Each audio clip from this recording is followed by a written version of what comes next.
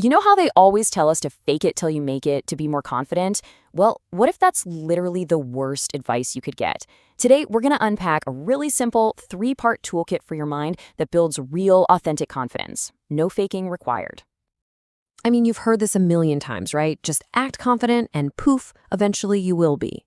It's the go-to advice for everything. Job interviews, first dates, giving a big presentation.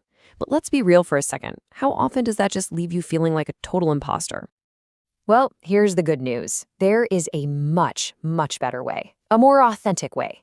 See, true unshakable confidence isn't something you pretend to have.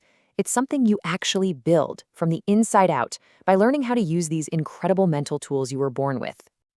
Okay, so let's dive into the first tool in this toolkit. I want you to think of this one as your mental lens. It's called perception, and honestly, it quietly controls almost everything about how you experience the world. So what exactly is perception? Well, it's not what happens to you. It's the meaning you give to what happens. And this is so crucial. Perception isn't reality itself. It's the story you tell yourself about reality. And that story can make all the difference. And this is where the power of that lens just becomes crystal clear. Imagine two people experience the exact same thing. Let's say they don't get a job they wanted. Person A, looking through their lens, sees it as total failure. Their confidence just tanks. But person B sees that exact same event as feedback, maybe a redirection onto a better path. The event didn't change at all, but their interpretation, it changed everything. And look, this isn't just some nice, fluffy idea. It's a profound truth. Wayne Dyer famously said, "When you change the way you look at things, the things you look at change." You're not changing the world outside. You're just changing the filter you see it through. And that changes your entire experience. So here's a super powerful question you can ask yourself the next time you feel your confidence start to dip. Just pause, take a breath, and ask, is this situation truly a disaster? Or is this just the lens I'm looking through right now? Most of the time, you'll find it's just the lens. All right, let's move on to our next tool and see how this all connects. We're talking about imagination. And no, this is not just for kids. For genuinely confident people, imagination isn't a playground. It's a powerful rehearsal studio for success. I mean, even Einstein valued it above pretty much everything else. He's the one who said, imagination is more important than knowledge. Why? Because knowledge is limited to what we already know and see. But imagination is what lets us create what could be. It's our engine for progress. But here's the catch. Most of us use our imagination against ourselves. Think about it. When we worry, what are we actually doing? We're vividly imagining everything that could possibly go wrong. Psychologists have a name for this, negative imagination. But we have a choice. We can flip that switch and use that exact same mental power for visualization, for rehearsing success. What a worrier calls anxiety, an elite athlete just calls practice.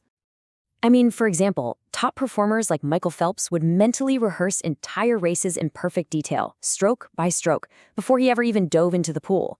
So by the time that starting gun went off, his mind and his body had already completed a perfect race hundreds of times. And you can do this too. It's so simple. Before a big moment, just take 5 minutes.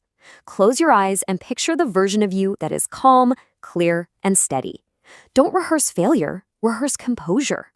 It's a simple mental workout that really primes you for a better outcome. Okay, on to our third and final tool in the kit, memory. Now, this isn't just about remembering facts and figures for a test. I want you to think of your memory as an internal library, one that your brain consults to decide how confident you should feel at any given moment. So whenever you face a new challenge, your brain quickly runs to the shelves of this library, looking for relevant past experiences. And the book it pulls out, whether it's a story of a past win or a past failure, massively influences your confidence right here in the present. But there's a slight problem with our mental library. Our brains are hardwired with something neuroscientists call a negativity bias. All this means is that we are naturally programmed to remember and focus on negative experiences way more intensely and for way longer than positive ones. It's an old survival mechanism, but man, it can wreak havoc on our confidence. Because of this bias, you could have 10 amazing successes, 10 big wins, but that one single failure feels 10 times bigger in your mind. It's like your brain gives it this huge, oversized space on the bookshelf, and it's the book it keeps pulling out again and again, just crushing your confidence. So, the crucial point in all of this is that we don't have to be passive victims of our own mental programming. Not at all.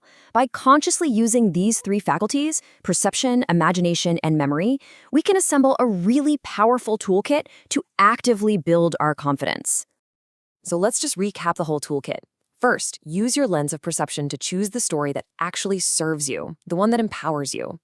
Second, use your rehearsal space, your imagination, to practice success, not failure. And third, consciously manage your library of memory. A great way to do this is to literally write down your wins at the end of each day to fight back against that negativity bias. So, I'll just leave you with this final thought.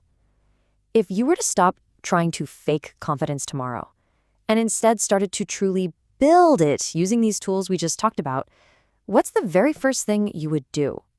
Which tool would you pick up first? The choice is all yours.